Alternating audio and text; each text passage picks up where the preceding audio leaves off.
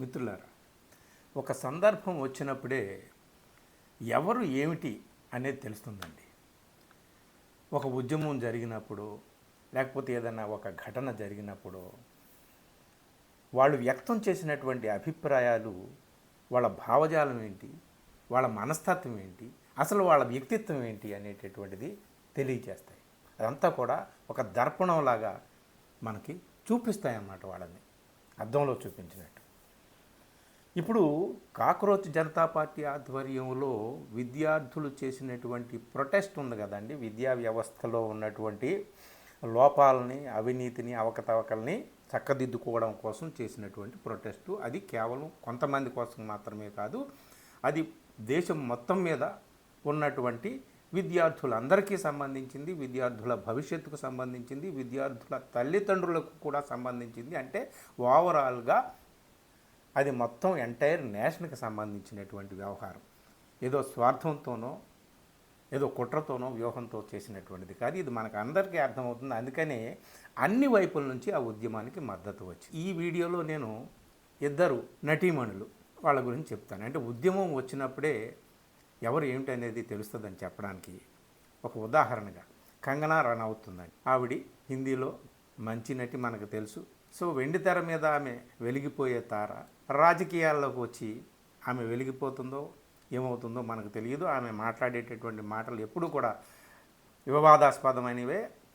ఆఖరికి ఆవిడ ఉన్నటువంటి బీజేపీ వారికి కూడా తలనొప్పి తీసుకొచ్చేటటువంటి వ్యాఖ్యలు ఆమె చేస్తూ ఉంటుంది. సరే, 36 రోజులు పిల్లలు ఉద్యమం చేశారు కదండి. 36 రోజులు ఊరుకొని ఉద్యమం అయిపోయిన తర్వాత ఆమె కొన్ని కామెంట్లు చేసింది. సరే, ఆ కామెంట్ని చాలామంది నేషనల్ మీడియా వాళ్ళు కూడా, ఇండిపెండెంట్ జర్నలిస్టులు, యూట్యూబర్స్ అందరూ కూడా ఏకిపారేశారు. కాక్రోచ్ ఉద్యమానికి సంబంధించినటువంటి నేతలు కూడా ఆ కామెంట్స్కి సమాధానం చెప్పారు. సో అదే సందర్భంలో ఇంకో నటి జ్యోతిక, సో మనకి సౌత్ సినిమాలకు బాగా తెలిసినటువంటి నటి, మంచి నటి, మంచి అభిరుచి ఉంది జీవితంలో కూడా, ప్రపంచాన్ని చూసేటటువంటి చూపులో కూడా. ఆమె సిద్ధాంతాలు అవన్నీ కూడా, ఆమె తీసే సినిమాలు, ఇండిపెండెంట్గా ఆమె నిర్మించేటటువంటి సినిమాలు, సీరియల్స్ ద్వారా ఆమె ఏంటో మనకు తెలుస్తుందన్నమాట. సో ఎంత క్వైట్ కాంట్రాస్ట్ చూడండి. ఇద్దరు నటీమణులు వెండితెర మీద వెలిగినటువంటి నటీమణులే, కానీ రాజకీయంగా లేదా సాంఘికంగా దేశము, దేశ భవిష్యత్తు, పిల్లలు వచ్చేసరికి వాళ్ళ అభిప్రాయాలు ఎలా ఉన్నాయో క్వైట్ కాంట్రాస్ట్గా ఉన్నాయి. కంగనా రనౌత్ ఇన్ని రోజులు పిల్లలు ఉద్యమం చేసి 20వ తేదీ జూలై 20వ తేదీన లాఠీ దెబ్బలు తిని, బాష్పవాయువు ప్రయోగిస్తే వాళ్ళు దానికి విలవిల్లాడి, పెల్లెట్ గన్స్కి ఒళ్ళంతా తూట్లు పొడుచుకొని, ఆడపిల్లలు కాకి దుస్తుల్లో ఉన్నటువంటి వాళ్ళ చేతుల్లోనే అసహ్యకరమైనటువంటి ప్రవర్తనకి గురయ్యి, ఇలాంటి చాలా దృశ్యాలు మనల్ని అందరినీ కూడా వేటాడుతున్నాయి ఇప్పటికీ కూడా. ఇప్పుడప్పుడే అవి మనల్ని వదిలిపోవు. కానీ ఇవన్నీ చూస్తేనంట ఆవిడకి, ఈ కాక్రోచ్ జనతా పార్టీ ఆధ్వర్యంలో పిల్లలు చేసినటువంటి ఆందోళన చూస్తేనంట ఆవిడకి వాంతి వచ్చినంత పని అయిందంట. ఈ పిల్లలు ఈ సందర్భంగా చేసిన మీమ్స్ కానీ, రీల్స్ కానీ ఇవన్నీ కూడా చూస్తే వాంతి వచ్చినట్టుగా పని అయిందంట. చాలా ఫిల్డ్, గార్బేజ్, అగ్లీనెస్ ఇట్లాంటి మాటలన్నీ వాడిందనమాట. పరమ కంపు, నీచమైన బురద, చెత్త చెదారం ఈ ఉద్యమం అన్నట్టుగా ఆమె చేసింది. జీవితంలో నేనెప్పుడూ చూడలేదు, ఒకచోట I have never seen in my life so much ugliness in one place అని అంది. ఆమె చెప్పిన దానికి అందరూ కూడా చాలా సమాధానాలు చెప్పారు. మనం ఎందుకులే చెప్పడం అని చెప్పి నేను పెద్ద వీడియో చేయలేదు. కానీ ఈ కాక్రోచ్ జనతా పార్టీ వాళ్ళని, ఈ పిల్లల్ని జనరేషన్, ఇప్పుడు జన్జీ అని అంటున్నామే, ఇది జనరేషన్ గట్టర్ అంది. ఒక నరక కోపం, మురికి కోపంతో పోల్చింది ఈ జనరేషన్ని. సో దీన్ని బట్టి ఆమెకు ఉన్నటువంటి భావజాలం ఏంటో, సరే ఆమె ఒక పార్టీకి చెందింది, ఆ పార్టీ వారేమో అధికారంలో ఉన్నారు, అదంతా బాగానే ఉంది. కానీ ఇలాంటి మాటలు ఎవరు మాట్లాడలేదు.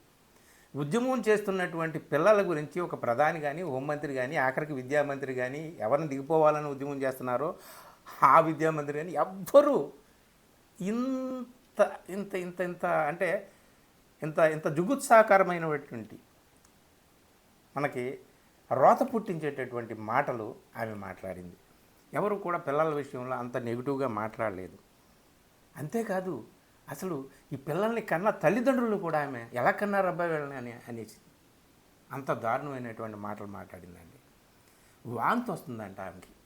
వీళ్ళందరినీ చూస్తే వాంతి వచ్చినట్టు పని అయిందండి. మరి ఎన్నిసార్లు వాంతులు చేసుకుందో, ఏ హాస్పిటల్లో చేసుకుందో, చికిత్స ఎక్కడ పొందిందో మనకు తెలియదు. కానీ సో ఆమె నటనను చూసి శభాష్ అని చెప్పాము. రాజకీయ అభిప్రాయాలు చూస్తే చీయని కొట్టినటువంటి వాళ్ళు ఉన్నారు, అది వేరే విషయం. కానీ ఆమె వ్యక్తం చేసిన అభిప్రాయాలు ఇవి.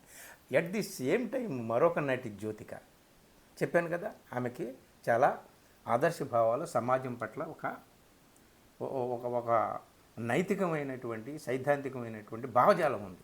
ప్రోగ్రెసివ్ థింకింగ్, ఉమెన్ ఎంపవర్మెంట్ గురించి నిత్యం ఆలోచించేటటువంటి మనిషి జ్యోతిక.